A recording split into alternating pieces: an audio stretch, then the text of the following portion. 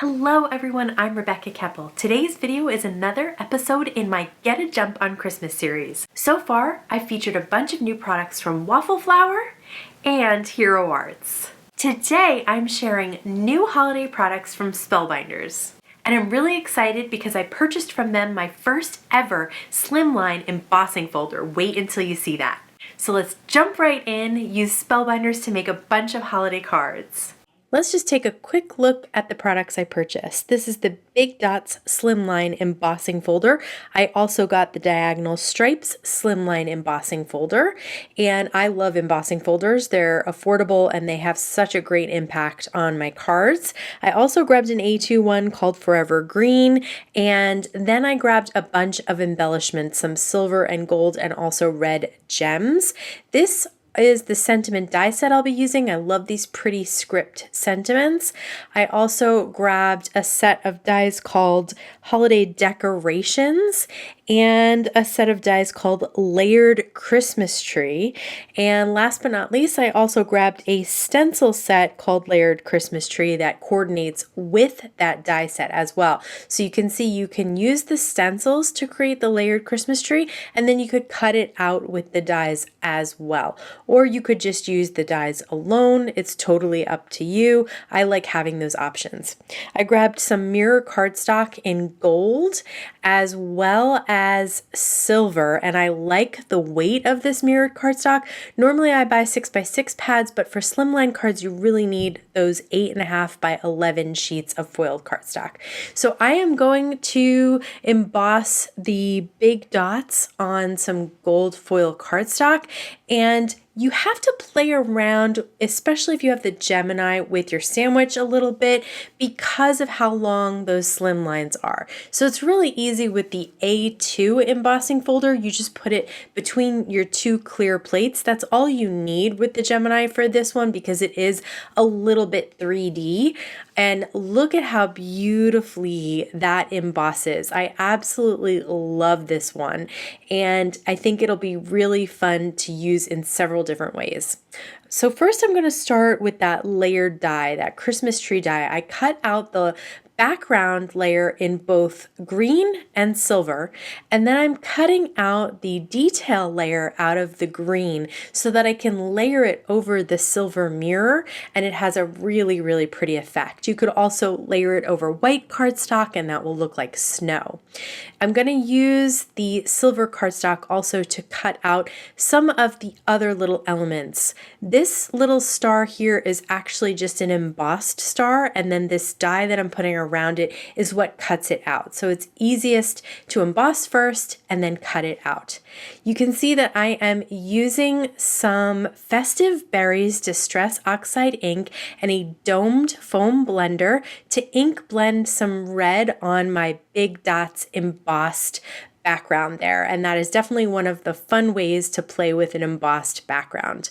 I'm going to use some iCraft Easy Cut adhesive, which is a thin adhesive sheet by Thermoweb. Just peel off one protective layer and lay your cardstock down on that open adhesive. This way you can then replace the little protective layer there and then use some nonstick scissors to cut off the excess. Then lay the cardstock color down on your dies so that the cutting edge of the dies faces the cardstock. That will then cut those out with the adhesive behind it and turn them into stickers. So for the tree, I did not use the iCraft. I am just going to use some Ultra Bond in the pen, and that little tree layer is thick enough that I could get around there with liquid glue. But you can see that sentiment, how thin that is. It's a lot easier if you have that thin adhesive sheet behind the die cuts when you're cutting out that Merry Christmas sentiment. I'm going to put some dots of liquid glue on my tree after I adhered my star, and the die set comes with a couple of small dies that cut out tiny round pieces and then tiny stars. So I'm using my Tonic Studios Nuvo embellishment tool to pick those up and place them on the little dots of glue to decorate my tree with some silver circles, some gold circles, and then stars in both colors as well. And then I'm going to finish off decorating this tree with some of the little red gems that I got from Spellbinders as well. I love that these are peel and stick, especially the teeny tiny ones, so you don't have to worry about putting glue behind them. That is a really nice thing to have sometimes. Like I said, especially look at those little itty bitty ones. I'm going to use the Thermoweb foam roll in white to place some strips of foam adhesive behind the tree and pop it up on my ink blended and embossed background. And then I'm going to go through that same process of little dots of glue and my embellishment tool to pick up a few more of those die cut pieces that I told you about before that come with that die set, just to put a little embellishment around the Merry Christmas and the tree as well. For this next slimline card, I am working with the Diagonal Stripes Slimline Embossed background that I did on some white cardstock. And then I'm going to use the stencil from the Layered Christmas Tree stencil to add some silver snow in the background. So I am using Thermoweb's Gina K Designs Glitter Glitz Gel, which I absolutely love. Rather than working with loose glitter, I just place that with a spatula over the stencil, just to make sure all those little dots are covered up and it's nice and even, and then peel back the stencil. And I did place it further down so that I could get the whole slimline card covered in the background with those tiny little silver snow dots. And I think that looks super cute. I'm going to use the stencil to ink blend the tree as well. I'm starting with the open tree layer with Lucky Clover Distress Oxide ink and just placing it down, not really worrying about it, because I am going to go over it with the layer on top with some Rustic Wilderness Distress Oxide, just to add another look of dimension to that tree, and lots of pine needles in there, and just using the same foamed ink blender, it works perfectly. The Spellbinders stencil actually has a 1 and a 2 and then dots so that you can easily line it up. I didn't notice that until I was done, but it worked out fine. I am going to just ink blend the edges as well, because I felt like some of them were a little lighter than I wanted, and I'm using the Rustic Wilderness for that too, just to add a little bit of hint of a darker color to the outside of the tree too. I'm also going to use some Glitter Glitz gel in Red Velvet to put some holiday decorations right on top of my tree. Once those decorations are covered, just peel up the stencil and let it dry. It doesn't take very long if you use a thin coat like I did here. I used a sentiment from the die set that I'd already cut out with the mirror cardstock that says Happy Holidays, and now I'm going to add some gold embellishments to kind of go along with that sentiment that I did die cut. So I am again using those tiny little gold fashion embellishments from Spellbinders mixed in with the glitz that we had there, and I love this tree. I think it's so pretty. You could totally do white ink on top of a green as well for snow. For the next card, I'm working on the Big Dot Slimline Embossed folder that I created on the gold mirror cardstock. If you love the look of embossed metallic cardstock, be sure to check out my embossing folders videos. I share lots of different ways to use them with different mediums and different ways to make them stand out. So I'll link to that up in the right-hand corner here.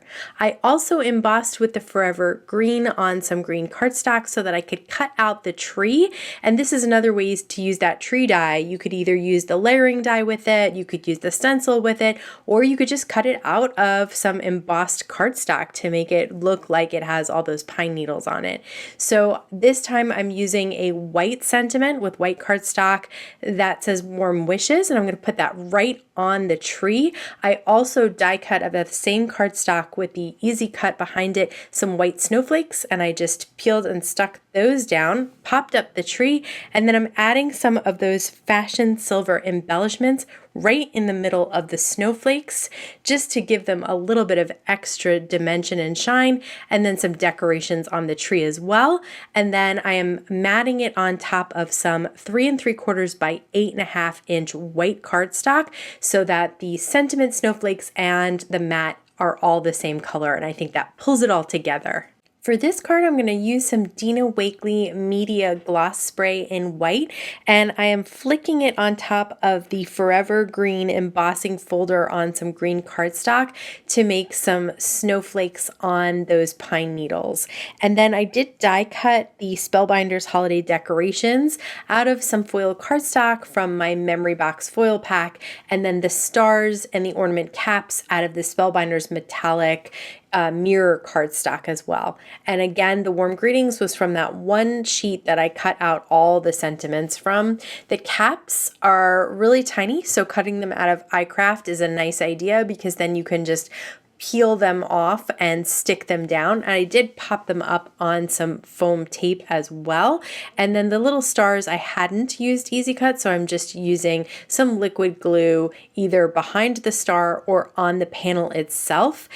I absolutely love this simple, clean card with just some flecks of white on those pine needles and then the sentiment. I decided to use this piece of cardstock that I'd already cut the tree out of to mat my panel down on top of to save some of that mirror cardstock because it is so special and so shiny and wonderful. I love how this card has so many details and yet was so easy to make and pull together. If you want to get a jump on your holiday cards too, be sure to check out my entire series, Get a Jump on Christmas. I'll link to it over here. As always, I want to thank you so much for spending time with me today. Please stay safe, stay healthy, and I'll see you again soon. So far, I featured... It's going to be too hard to like chop, chop, chop, chop, chop, chop, chop, and make it sound normal and human and not weird and robotic and choppy. If you want to get on...